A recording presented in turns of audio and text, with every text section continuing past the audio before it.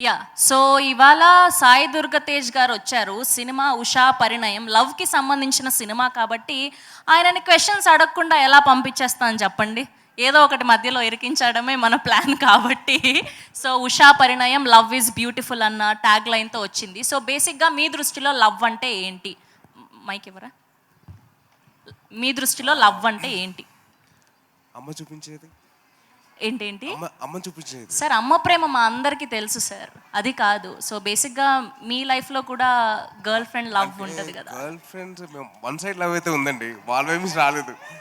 మధ్యలో వచ్చేసి ఇప్పుడు ఏమైపోయిందంటే ఎవరిని అమ్మాయి నచ్చింది అనుకోండి. నచ్చింది అని చెప్పే లోపల నీకు ఆల్రెడీ పెళ్ళంట కదా! నాకా పెళ్ళేంటి అంటే మీడియాలో వచ్చేస్తుంది. రీసెంట్‌గా చాలా వింటూ ఉన్నాం మేము. అదే అంటే ఆ అమ్మాయి నచ్చిందో లేదో సగం పక్కన పెడితే ముందు అసలు అప్రోచ్ అవ్వడం కష్టమైపోయింది ఇప్పుడు. సరే మాకొక క్లారిటీ ఇవ్వండి. రీసెంట్‌గా అది రూమరో, నిజమో మాకు తెలీదు. ఒక ఇద్దరు పేర్లయితే వింటూ ఉన్నాము మీడియాలో మేము. సో త్వరలో మళ్ళీ మెగా ఇంట పెళ్లి సందడి అని చెప్పి నిజంగా పెళ్ళా ఏంటి? అంటే ఈ సినిమాకి మ్యూజిక్ డైరెక్టర్ ఉన్నారు కదా ధ్రువన్ అని. ఆయన నా సినిమాలో సాంగ్ రాశారు.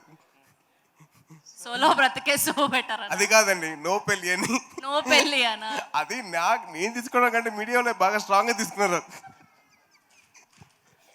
ఓకే. సో ఇంకొక క్వెషన్ ఏంటి అంటే as a power star Pawan Kalyan గారి ఫ్యాన్స్‌గా మేమందరం ఒక క్వెషన్‌కి ఆన్సర్ తెలుసుకోవాలి అనుకుంటున్నాం. ఏంటి అంటే మేము ఆన్ స్క్రీన్ ఆ 4-5 మినిట్స్ వీడియో చూసాము ఆయన గెలిచాక. సో బిహైండ్ ద సీన్ మీరు విజిల్లేసి ఎంత ఎంజాయ్ చేశారో అంత పదింతలు మేము ఎంజాయ్ చేశాము. సో కష్టంలే ఇప్పుడు కానీ. సో బిహైండ్ ద సీన్ ఏదైనా ఒక్క మెమొరీ షేర్ చేసుకోండి మాతో. ఆ రోజు ఏం జరిగింది అని. అంటే అది ఒకటే అండి, నేను విజిల్ వేసుకుంటూ లోపలికి వెళ్ళాను, విజిల్ వేసుకుంటూ బయటకు వచ్చా. అదొకటి మాత్రం తెలుసు అండి. చిన్న పిల్లాడిలాగా గంతులు వేసుకుంటూ అంటే సింపుల్ అండి. అంటే ఆయన ఎత్తుకున్న వీడియో బయట పెట్టారు. అదేంటంటే చిన్నప్పుడు నేను ఒక టెన్నిస్ టోర్నమెంట్లో వెళ్ళినప్పుడు ఆడినప్పుడు ఓడిపోయాను. చాలా బాధగా ఇంటికి వచ్చా. అంటే ఆయన అన్నారు, అరే ఒక్కసారి కదా నువ్వు 10 సార్లు ఓడిపోయినా పర్లేదు కానీ మంచిగా ఆడు. దాని తర్వాత సెకండ్ టైం ఆడినప్పుడు నేను గెలిచా. నన్ను ఎలాగైతే నేను ఎత్తుకొని నేను ముద్దు పెట్టానో అలాగే నన్ను ఎత్తుకొని ముద్దు పెట్టాను. So I was recreating my childhood memory. That's so lovely lovely. And జై జై power star. Okay. And next question ఏంటి అంటే బేసిక్గా సాయి దుర్గ తేజ్ గారికి గర్ల్ ఫ్రెండ్ అవ్వాలి అంటే ఆర్ఎల్స్ పెళ్లి చేసుకోవాలి అంటే అమ్మాయికి ఎలాంటి క్వాలిటీస్ ఉండాలి? ఒక 2 క్వాలిటీస్ చెప్పండి. ముందు మీడియా నుంచి దూరంగా ఉండాలండి. ముందు మీడియా నుంచి దూరంగా ఉండాలి. అదే social media. Social media. Okay. Next ఇంకొక క్వాలిటీ. అమ్మకి నచ్చాలి. అమ్మకి నచ్చాలి. చెప్పండి. అది సార్ ఇంటెన్షన్. అది ఆఫ్ కోర్స్ అమ్మకి నచ్చాలి. అది నా ఇంటెన్షన్ కూడా అదేనండి. ఓకే. Thank you.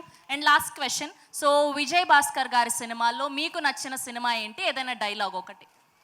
డైలాగ్స్ గుర్తులేదు కానండి, సినిమా మటుకు చాలా ఉన్నాయండి. ఇందాక ధ్రువన్ చెప్పినట్టు నువ్వే కావాలి కానివ్వండి, నువ్వు నాకు నచ్చావు కానివ్వండి, మల్లీశ్వరి కానివ్వండి, జై చిరంజీవి ఉంది. అండ్ యాక్చువల్లీ నాకు మల్లీశ్వరిలో ఒక పర్టికులర్ పేరు ఉంటుంది, రే పెళ్లికాని ప్రసాద్ అని. ఇప్పటికీ మనం అది ఇప్పుడు పెళ్లికాని తేజ్ అయిపోయింది ఇప్పుడు. అయ్యయ్యో లేదు, మేము అలా వినాలనుకోవట్లేదు. ఇంకా అనుకోవట్లేదండి, అయిపోయింది అలాగా.